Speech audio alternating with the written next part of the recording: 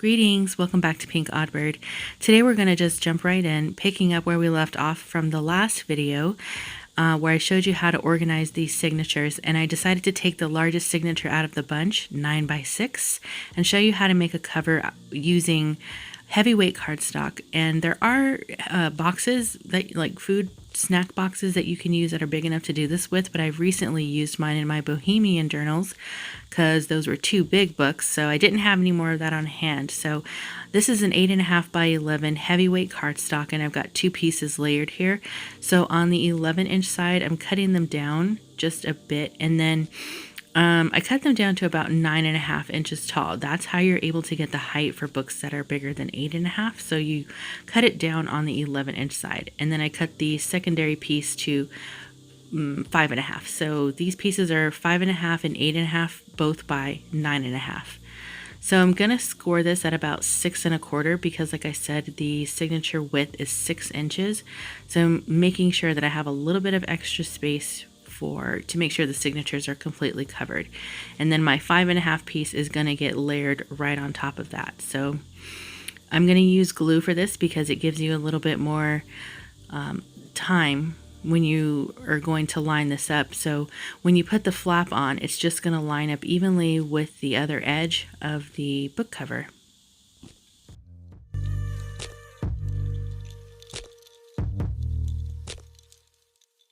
This style of cover that I'm showing today is a beginner level. There are other ways that I do this, but for the sake of making this kind of a stress-free beginner level tutorial, I'm gonna show you how I do it in a simple fashion. So I've reinforced the inner crease with some upcycled Tyvek that I have, and then as you can see there on the cover, I've also reinforced those, I guess, where the two edges meet, with a couple stitches on my machine.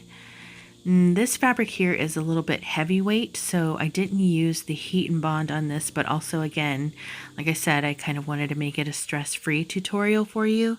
So you can bring out your heat and bond before you attach this with your glue. So I went ahead and glued the cover on and kind of roughly cut it down just to, detach that excess fabric. Now I'm cutting out a secondary piece of fabric here. And this piece is what I want to use to further reinforce not only the crease where the book is going to fold, but also glue it over those flaps that we made where they connect. So I've just laid the piece down in the center, and I'm using that as a guideline for how wide of a glue base I need to put down.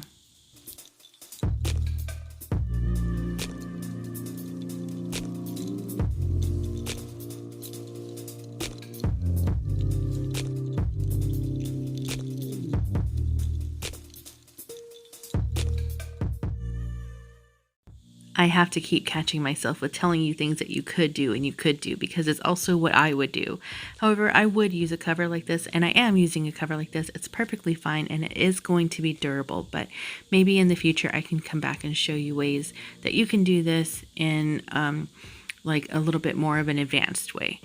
So as you can see, we've got all of this in, and I've just gone and did some wavy stitching right along the edges to keep that fabric down. Now I want to trim down the excess on this cover a little bit more.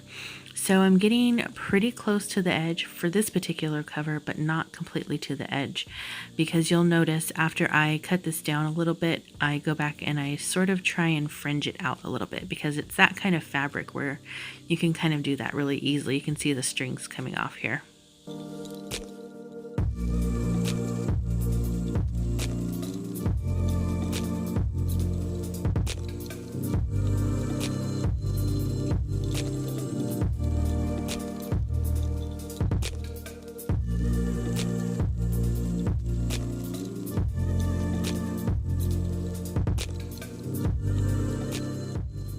Ooh, now we're getting to the fun part. So I'm going to do a pamphlet stitch, a 5-hole pamphlet stitch for this book. And before I start getting the signature actually sewn in, I do like to do a final flip through to make sure all of the pages are in a spot where I would like them to be. So I'm doing that now, and I'm just going to make sure that all the papers look good according to how my eye thinks so. And after this, I'm going to start doing the pamphlet stitch. Now, this is just going to be a single 5-hole pamphlet stitch, which I do have a tutorial on my channel where I showed you in greater detail how to do a 5-hole pamphlet stitch. And I also, it's actually not in a soft cover, but it is in a hard cover where you have to do multiple signatures. So I will link that down below. So now that my signature looks good, I'm going to start getting ready. I'm just going to attach this to my cover and hold it in place with the clip. Now for this, I'm not going to use a template just because I've gotten pretty good at eyeballing it, but Liesl, who is DidSomebodySayPaper, has a really great template on how you can get your signature holes lined up perfectly. So I will link her down below as well. But I have pretty much gotten pretty well at doing this by eye. So I'm just going to start by making a hole in the center, and then a hole about 1.5 inches above that, and then another hole about 1.5 inches above that, and then repeat on the opposite side. So there's going to be a total of 5 holes here. And then I'm just going to go in with my waxed thread and start in the center. Now this piece here is going to be in real time. So I haven't sped this part up so that you can get a little bit better view. So I start in the center and come up through the second hole next to that, back out through the top hole, in through the second hole, and I'm going to flip the signature around and go in through the hole next to the center. The hole at the very bottom is where we come back through that second hole, and then it's going to come back up in the center. Now, like I said, this is real time, so I didn't speed this up. However, like I mentioned before, there is a tutorial that I have where I do this in greater detail and a lot slower. So if you're curious to know how I do this, check out the link in the description box below.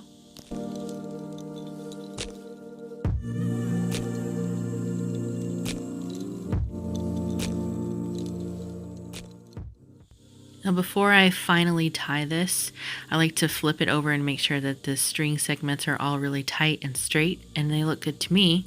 So I'm going to go ahead and tie this in my knots and snip off a bit, and then we're almost done here. I like to go in and kind of flatten out all of the pages, so once you do it all in one direction, flip and go through the entire book in the opposite direction. So this is just going to help your pages lay really nicely inside of your book. So once this piece is done, you are pretty much done with this segment, and we're on to the next step.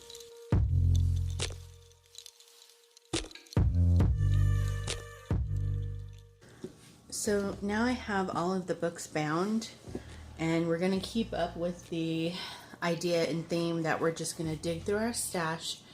And what I have a lot of in my stash is stickers, and I don't really use them that often as I probably should. So I do have some really nice stickers in here, so I think I'm gonna dig through this and just put some stickers in on some of the pages in these books. So as you know, naturally, yes, this is the phase where you can come in and start heavily embellishing until your heart is content. And you can add all kinds of cool tuck spots and pockets and cool other this and that things. However, all of these books are actually going to be gifted to ladies who are crafters, and they also journal. So I decided that, like I said, I want to keep this just using stuff in my stash, but I also wanted to keep the embellishments really light to let this be a true journal and not like one of the big, lookbooks or art pieces that we do. So this is a nice way that you can get some nice things added in, but still show enough restraint. So we won't be embellishing heavily in these books, not this time, but maybe sometime in the future we'll come back and do some embellishing. So I'm just going to be continuing going through here each of the books and adding in some of my stamps, or I'm sorry, well, I guess stickers are kind of like colorful stamps. So I'm just going to go and add in some of my stickers. I don't think you really need to see the whole entire process on how I add stickers in here, but you get the idea. So I think that is going to wrap it up for me for now. Be sure to stay tuned because you never know what direction this odd flock of ours is heading into. And until next time, toodaloo.